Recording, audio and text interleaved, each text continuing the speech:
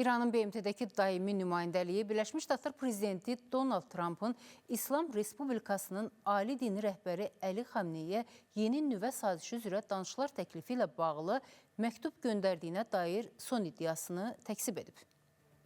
Mehr xəbər agentliyinin yaydığı məlumatda İranın BMT-dəki daimi nümayəndəliyindən Donald Trump'ın nüvə danışıqlarına başlamaq təklifi ilə bağlı Əli Xameneyə göndərdiyi məktubu almadıqları bildirilib. Lakin Trump'dan heç bir məktub almadıqlarını bildirən İran rəsmiləri Tehranın Amerika Birləşmiş Ştatlarının iştirak etdiyi heç bir danışıqlarda iştirak etməyəcəyi barədə mövqeyini bir daha bəyan edib. İranın Xarici İşlər Naziri Abbas Əraqçı bu perspektivi rədd edərək deyib ki, Vaşinqton Tehrana qarşı sərt sanksiyaları davam etdirdiyi müddətcə heç bir nüvə danışıqları və ya əməkdaşlıq ola bilməz. Amerika Birləşmiş Ştatları maksimum təzyiq və təhdid siyasətini davam etdirdikcə biz birbaşa danışıqlara girməyəcək deyə İranın Xarici İşlər Naziri bildirib. Xatırladaq ki, danışıqlar məsələsi də İranın hakimi elitasında müxtəlif güc vektorlarını ortaya qoyub. Martın əvvəlində ölkə prezidenti Məsud Pezeşkiyan Amerika Birləşmiş Ştatları ilə İranın nüvə sazişi ilə bağlı dialoqu bərpa etməyi planlaşdırdığını açıqlasa da, İslam Respublikasının ali lideri Ayətullah Əli Xameneyi buna qarşı çıxıb.